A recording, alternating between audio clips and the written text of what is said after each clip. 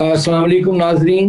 मैं डॉक्टर आसिफ किरमानी और senator पलविशा Khan log के साथ आपकी खिदमत में हाजिर हैं। क्या हाल है पलविशा, खैरियत से हैं?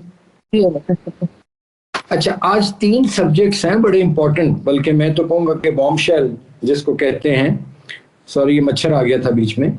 कि एक तो बानी तरीके इंसाफ इमरान खान साहब ने तो बड़ी आज खुलकर जो मीडिया में रिपोर्ट हो रहा है कि सिपा सलार को धमकियां दी हैं। नंबर वन, एक इस पर बात करेंगे हम।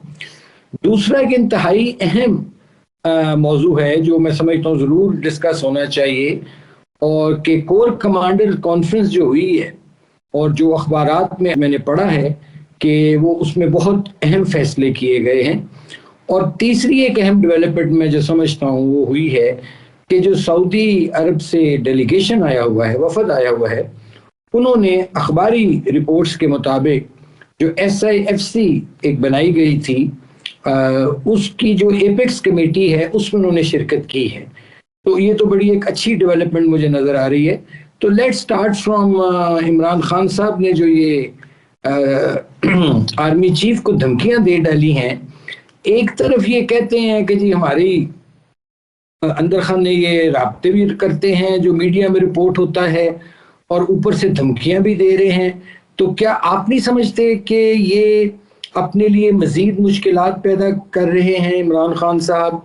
और इस तरह बराह रास्त एक आर्मी चीफ को धमकियां देना, अभी पहले ही 9 मई का जो कट्टा है वो बंद नहीं हुआ, उसके भी अभी उन पर और उनकी पार्टी पर उसके रिपरकशंस आए हैं। तो इन हालात में कभी कहते हैं मैं बात करने को तैयार हूँ, मुझसे बात नहीं कोई करता, कभी वो खुली धमकियों पर उतर आते हैं, और ये बड़ी एक खतरनाक ट्रेंड है। और जो भी हो, मैं समझता हूँ कि मामलात को इस नहज पे नहीं ले जाना चाहिए, और कोई अगर आपके पास तो एविडेंस है तो वो दीजिए। एक तो ये बात है।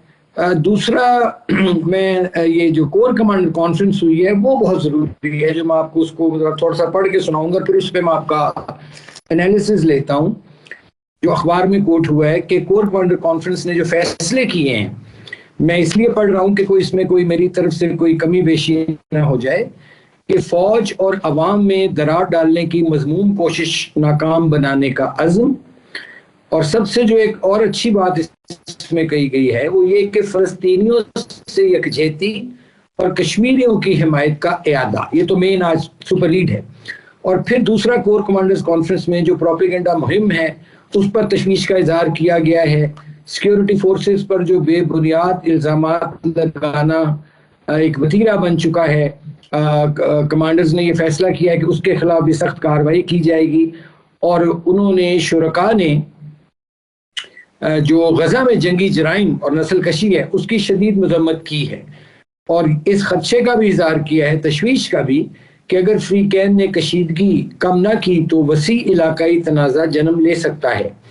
और दूसरा, आर्मी चीफ की ने हिदायत की है कि दहशत गर्दों को किसी भी जगह से फाल ना होने दें। ये क्रक्स है जो मैंने आपको सुनाया है। और फिर जो सऊदी वफद है उसकी जो SIFC की एपेक्स कमेटी में शिरकत है। तो वन बाय वन अब इसको हम क्विकली डिस्कस करते हैं। पहले आप जरा शुरू हो जाइए कि जो इमरान खान साहब ने ये धमकियों का सिलसिला शुरू किया है, इसको आप कैसे देखती हैं? किस नज़र से? एक सियासी नज़र से, एक सियासतदान की ऐनक से कैसे देखती हैं? देखिए, इससे एक तो बातें बिल्कुल वाज़ेह हो रही हैं कि अभी शायद कल या एक दिन पहले गौहर खान साहब ने बाहर आके कहा था कि इमरान खान साहब ने कहा है कि वो बातचीत करने को तैयार उनसे मुलाकात के बाद। तो लिहाजा अब आज जो उन्होंने बातें की हैं, अगर वो ठीक है, क्योंकि वो हम तक जिस तरह रिपोर्ट हुई है, हम तो वहाँ नहीं थे, जो हमें जो चल रही हैं खबरें सोशल मीडिया पे, उसके हवाले से बात करें तो उससे ये नज़र आता है कि बातचीत वाला मामला फ़िलहाल जो है वो खान साहब खुद ही नहीं करना चाहते। बातचीत वाला चैप्टर इस वक्त उसको आप जो है बंद समझे, क्योंकि अब देखिए उन्होंने अपने पेट से पंजे निकाल लिए हैं और अब साफ समझ आ रही है कि वो किसी सूरत भी तस्फिया या सुलह सफाई या बहरहाल मामलात को ठंडा करने की तरफ नहीं जाना चाहते। वो मजीद जैसे कहते हैं कि कंसंट्रेशन, और उन्होंने अपने अगर ये सच है मैं फिर कहूंगी, तो उन्होंने अपने अज़म का अदा किया है कि मैं तो पीछा नहीं छोड़ी। ये मैं जरा दोबारा रिपीट कर दूं कि ये वो हैं जो सोशल मीडिया जराए में ये खबरें चल रही हैं, ऐसे और हाँ, इसलिए हमें बड़ा क्लियर होना चाहिए कि डिजिटल मीडिया, सोशल मीडिया पर ये खबरें हैं। इस पे अभी शोर भी हुए हैं, मैं भी अभी एक शो से उठी हूँ जिस पर यही बात हो रही थी, तो लिहाजा कोई ना कोई बात उन्होंने इसी पैराई में जरूर की है कि तमाम चैनल इसको डिस्कस करे हैं, तो लिहाजा ये खतरनाक अंदिया है। इसका मतलब है कि वो खान साहब जो हैं वो अपनी कही हुई बात से पीछे नहीं हट रहे, वो मजीद जो है आग पर जो है वो तेल डालेंगे, और उन्होंने कहा है कि मैं पीछे नहीं हटूंगा। अब बात यह है कि जाहिर है बेगमात सबकी इज्जत वाली होती है, और बेगमात जो है, बेगमात हो, कोई भी किसी घर की खवातीन जनरली किसी की बेगम ना भी हो या किसी की कुछ ना भी हो, तो भी उनको अल्लाह ताला ने और हमारे मजहब ने इज्जत दी है।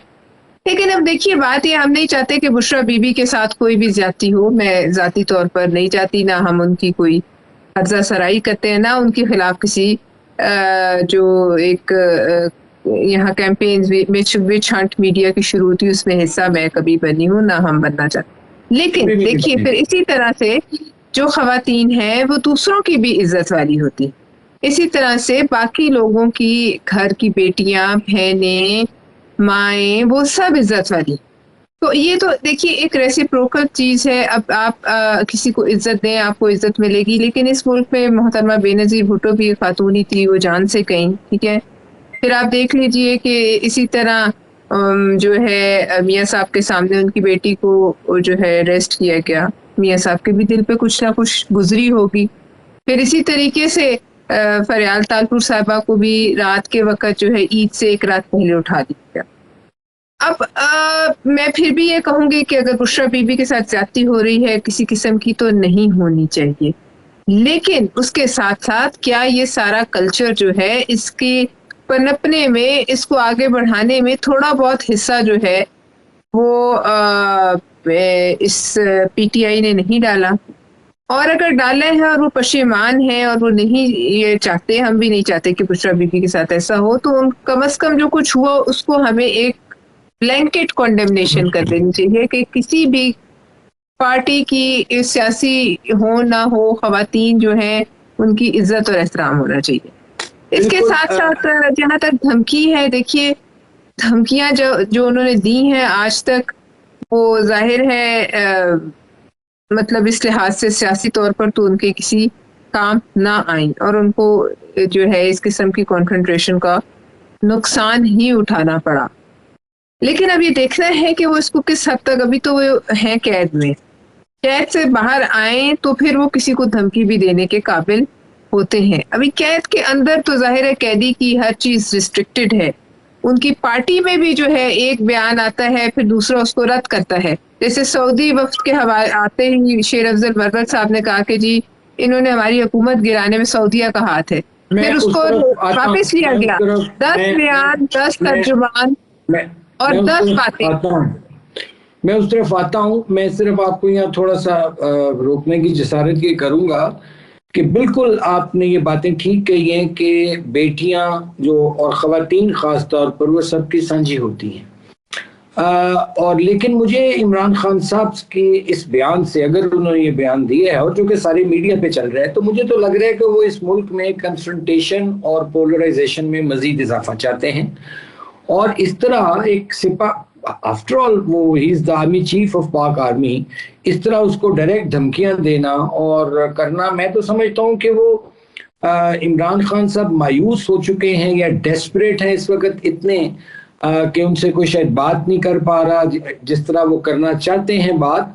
लेकिन बहरहाल इस ट्रेंड की मैं समझता हूं कि किसी को भी हौसला अफजाई नहीं करनी चाहिए, क्योंकि देखिए यहाँ आलमी जंगें भी हुई हैं, लेकिन आखिरकार बात जौन सी है वो टेबल पर आकर मुज़ाकरात के ज़रिए ही हल होती है। और जो जमहूरी मुआशरे हैं जहाँ हम समझते हैं कि एक सिविल सोसाइटी भी एग्जिस्ट करती है और एक जो पॉलिटिकल लीडरशिप होती है, उसका काम है कि जो इस वक्त पाकिस्तान के रियल इश्यूज हैं, इकोनॉमी जिस शक्ल्स में है, बजाय इसके कि हम लोग उसकी तरफ तवज्जो दें, اگر ہم اس طرح پھر مزید کنفرنٹیشن اور مزید ایک پولرائزیشن کی طرف جائیں گے تو اس کا میں سمجھتا ہوں کہ عمران خان صاحب کو یا پی ٹی آئی کو کوئی فائدہ نہیں ہوگا. اب دوسری بات جو ہے اس پہ میں ذرا اگر آپ اجازت دیں، کور کمانڈرز نے کانفرنس نے جو اہم فیصلے کیے ہیں اس میں سمجھتا ہوں کہ ان جنرل تو یہ بہت ہیلدی ایک ان کا اعلامیہ ہے، جس میں ظاہر اگر وہ کہتے ہیں کہ دہشت گردی ختم ہونی چاہیے تو اس میں کوئی دو رائے نہیں. فلسطین کشمیر کے لیے انہوں نے آواز اٹھائی ہے، بالکل ٹھیک اٹھائی ہے. اور جو ڈس انفارمیشن یا مس انفارمیشن یا فیک نیوز کی بات ہے وہ نہیں ہونی چاہیے. اور میں یہاں یہ ضرور عرض کرنا چاہوں گا کہ دیکھیے جو سوشل میڈیا پر پابندیوں کی بات ہے، میں ذاتی طور پر جیسے ایکس پر پابندی لگ گئی ہوئی ہے، کبھی کھلتا ہے کبھی نہیں، میں اس کے ذاتی طور پر حق میں نہیں. ہونا تو یہ چاہیے تھا کہ ان لوگوں کو سارٹ آؤٹ کیا جائے جو ٹرولنگ کرتے ہیں، جو اداروں پر حملہ آور ہوتے ہیں، جو بدتمیزی کرتے ہیں، جو گالم گلوچ کرتے ہیں، جو دلیل کی بجائے گالی سے کام لیتے ہیں. ان لوگوں کا اس میڈیا میں محاسبہ ضرور ہونا چاہیے، وہ کوئی بھی ہو. لیکن ایز سچ جو خبریں آ رہی ہیں یہ بھی کہ شاید ایکس کو شاید بند ہی کیا جا رہا ہے، تو میں سمجھتا ہوں یہ مناسب نہیں ہوگا. آپ کا کیا خیال ہے اس کے بارے میں؟ اس کو ریگولیٹ کرنے کی ضرورت ہے، نہ کہ اس کو بند کرنے کی. میرا یہ مقصد ہے کہنے کا. دیکھیے پچھلے چند سالوں میں یہ کس قسم کی یہاں بریگیڈ بنائی گئی جو کہ چھوٹ اور گالیوں پر اپنا کام چلاتی تھی. لیکن اب بات یہ ہے کہ اگر ہم یہ سب کچھ بند کر دیں گے تو پھر ہم دنیا سے کٹ کے رہ جائیں گے، اور دنیا میں پھر ہمیں ایک ایسا ملک گردانا جائے گا جہاں اظہار رائے کی آزادی نہیں ہے. یہ ہمارے لیے جو ہے آگے ہی بہت سامان جو ہے یہ پیدا کیا جا رہا ہے کہ ہمیں اقوام عالم میں اس قسم کی ایک ہائیبرڈ جمہوریت کہا جاتا ہے، جس کا دل چاہتا ہے وہ اٹھ کے کچھ بھی کہہ دیتا ہے. بڑے بڑے جریدوں میں اس قسم کے مضامین چھپتے ہیں. تو اس سے بچنے کے لیے ہمیں میرے خیال میں اس کو بند کرنا مناسب نہیں ہے.